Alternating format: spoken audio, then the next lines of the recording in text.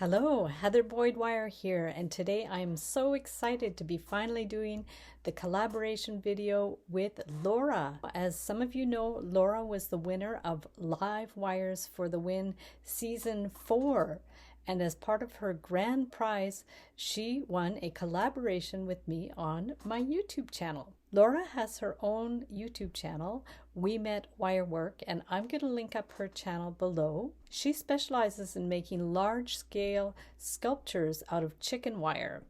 So for today's video, she's going to demonstrate how to make a super cute dragonfly out of chicken wire. Without further ado, here is Laura's tutorial. Hey everyone, it is Laura here with We Met Wirework, and today is an extra special project. I am recording this as a part of a collaboration with Heather Boyd Wire, as I was the top live wire of 2024, and I couldn't be more thrilled than to have this opportunity to collaborate with Heather. So this project, these are super cute little chicken wire dragonflies, and these are the absolute perfect project to start off with if you're new to chicken wire. And even if you're not new to the chicken wire, they're just super fun, and you can make them as small as you like, or you can make them as large as you like. And I'm talking way larger than what this guy is right here. This is just a plain straight up pair of utility snips. These here are some chain nose pliers. I've got a pair of wire snips here, or metal snips here, and I like these ones in particular because they fit my hand nicely. They got a little bit of a spring to them, but they're not difficult for me to use. So kind of like some of the line spin pliers are really, you see how they spread out, right? There's quite a spring to them, and these actually fatigue my hands. Not that there's anything wrong with them, because they work beautifully for this kind of work. It just, I can't work as long or work on as many projects with these, just because they really do fatigue my hands. We need a good pair of gloves. Now these are really great gardening gloves. They're suede, they're super heavy duty, but they're really malleable as well. So I still have a lot of dexterity when I'm actually using these gloves. So these really are important, because this stuff will bring you back to attention in a hurry if you let your mind wander. So you're better off just being prepared right out of the gate, and then you don't have anything to worry about. Now the next thing that I use is this here. I refer to it as a draw, and it's along the same lines of the tool that you would use when you're doing a Viking weave.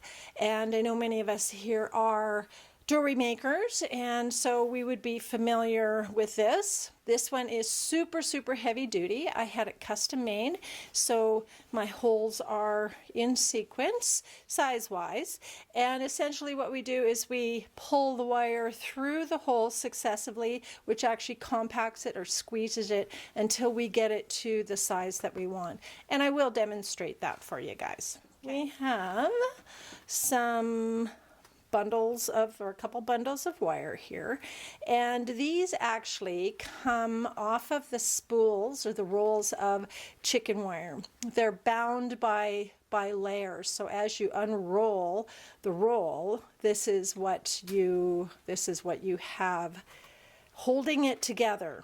Not that it's not springy and has its own ability to retain its shape, but this just really helps, especially at the end when they're having to wrap the rolls so that they don't come undone or aren't snagging or anything, and then they can package them well. So we use that there, and then of course we have our chicken wire. hard to see on camera here, but this is a 1/2-inch chicken wire that I use. Now you could use any gauge of chicken wire for this. I would even hazard a guess to say that, and this is a guess, that you could probably use even, you know, like a finer mesh, concrete mesh maybe, or stucco mesh or something along that lines. Once again, that's a guess. I haven't tried it. I think I might have to, now that the idea has popped into my head, just to give it a whirl to say whether, you know, I can or not.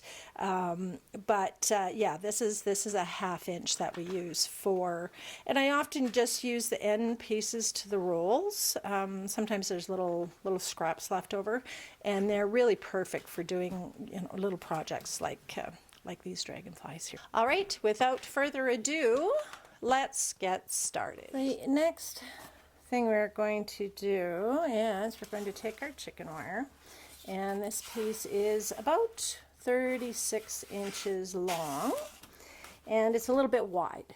So I'm going to just kind of fold it over lightly, eyeball it, I'm going to find that middle point, and then we're going to chop this in half lengthwise. All right, so we have this chopped in half lengthwise, and now what we need to do is we need to compress this, so it's almost like a rope. Now I start off by hand. I'm just giving a little squeeze, and then I'm going to put it through my draw. Now, if you don't have a draw, you can continue to just squeeze this and compress it. It's a little fatiguing on the hands, and that's why I really do like the draw, and because it really makes short work of what we need to do here. So now that we have slightly compressed the wire, we're going to bring in the draw. And as I said, this has successively large holes in here, and I'm going to just see which one fit this best. Now this is a little bit awkward for me because normally I have this in a vise, and it's upright, so I can just pop this in the back or the front, and then I can just pull it through. So not as easy to do when it's laying flat like this, but we need to give you the idea of what it is we're trying to achieve. So you see how nice and tight that is now, right? So how nice and compressed it is, which is perfect. That's exactly what we need. Okay, so we take the ends of our wire, and then we squeeze it in half to find that center point. And then we're just going to kind of eyeball this bit here. I'm going to go about a finger's width, thumb and finger width.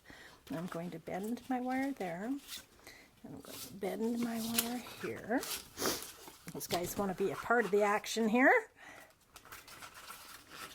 Okay. And you want it to be fairly sharp because this is going to, this is where our wings are going to end here. Okay, so just eyeballing it. And the beautiful thing about wire, as we know, is that it's pretty malleable, it's pretty forgiving. You often have a couple of chances to get it right, to play with it, and whoa, that's looking pretty good. Except I would just like my bottom wing to be just a little bit smaller than what the upper wing is. That looks pretty good there. So we want to do exactly the same thing on the other side. So we're taking and we're bending our wire here. We're giving it a little loop there, and I can tell you right now, looking at this This wing is way smaller, considerably smaller than what the other one is. So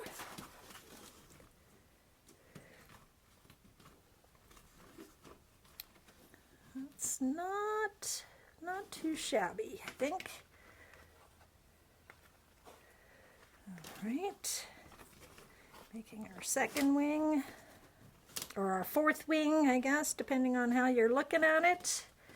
And then we're going to bend this way. Now this tells me, because I've got so much extra on the end of this here, that these wings are actually going to be a little bit smaller. So I think we're going to go backtrack a little bit. Symmetry is always nice, right? Having things similar shape, similar size is always a good thing here. So okay, so we got that one and we got this one. I'm gonna say it's not bad as far as size wise goes here. We have our Dragonfly roughed out here. So now what I'm going to do, I'm actually going to ditch my gloves for a couple of minutes here. It's just a little bit easier for me to do this part of it where I can feel the wire and be able to control where it's going. So I'm taking a bundle of our wire, which is the wire, if you recall, that is actually wrapped around the chicken wire when it is produced in the factory. So what we're using this for is to kind of tie our Dragonfly together. Now this is all galvanized steel, so it's not going to rust. If you have them outside though, what they will do is they will start to tarnish, okay? So they'll go a little bit gray. So if you can see the difference between this one and this one, these ones were made a couple of years ago and actually have been out on my fence here. So, but if you leave them indoors, if they're not exposed to any of the elements or anything, they should stay nice and bright for a very long time. So the wire that is around the chicken wire when it's on the rolls is also a galvanized wire, and that's what we're using here. So generally I just take a length of, there's no hard and fast rules here, just snip off a piece of wire, lay the wire underneath our Dragonfly, and then you're bringing the wire up through the center, so between where the wings bend, right? So the wire comes around and you got a little bend here, got a little bend there. You want to bring your wire up through the center, okay, and you're just kind of crossing it over. Now at this point you're pushing all of the wire that's left at the top nice and high. Get it nice and high at the top of your Dragonfly. Now it's kind of crossed over a bit. I've pushed that up, I've done that part. So as you can see, what I did is I just gave it a little twirl. Alternately, you can just hang on to it and just give it a twist or pull on it like so. Now I like these loops, or these curves, where the two wings join to actually fit a little bit tighter together. So then I just take my pliers and I get in there and I just squeeze those together. Okay, still keeping them separated, but you can see how wide this one is here. I just like it a little bit sharper of a bend. I'll do the same thing here. Hoping you guys can see that. Okay, awesome. So now our Dragonfly is it's one piece now. Even though we've just done the one kind of tie off here, yeah, for all intents and purposes, it is a complete Dragonfly. What we do with these tail ends is now we're starting to wrap, and we're going to wrap diagonally, right? So it's going to create a crisscross here. And this just finishes it off nicely. I quite like the look. It's like a design detail here. taking my end and just poking it in wherever. And there's another thing with chicken wires is there's so many little bits, so many little end pieces to it. You don't really ever notice those end pieces. So it's not like if you're making jewelry or an art piece or something where you want to make sure that those ends are completely tucked in or completely disguised. Not an issue with chicken wire. So I went diagonally this way on this side. I'm going to do the exact opposite on the other side. And as you can see, it just creates this really nice kind of finished look to it. Bring that around, just tuck it in wherever at this point. All right, our dragonfly is all tied together. Looks pretty good, hey? Okay, so now we have these two pieces here.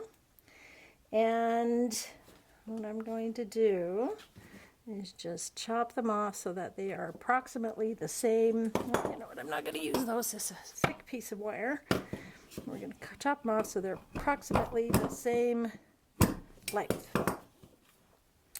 Now, there is a common misconception that dragonflies have antennae, and they do not.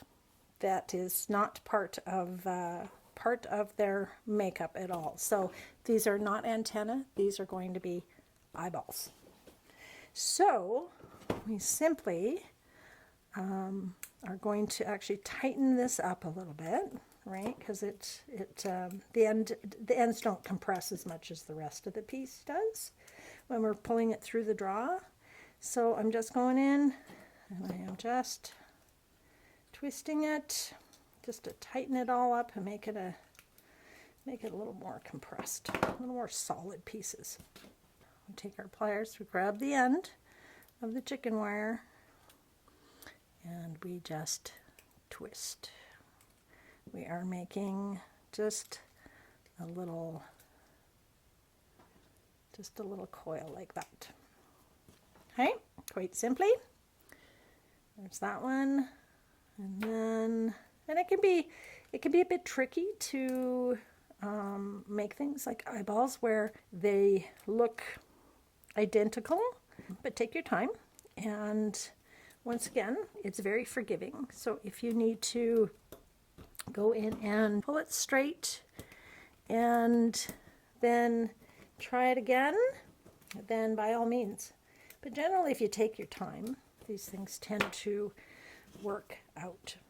And you know what I forgot, guys? I forgot to show you something else that I do. I like to use a mallet sometimes, and this is a perfect example of one of those times. So what I do is I can just go in and I can flatten those eyeballs, and they look really great. So I'm playing with that, and we muck around with it so that we get our shapes the way, our wings shaped the way that we like them. And voila, there you are. This is my beginner project of a chicken wire dragonfly. And as you can see, they just work out every single time.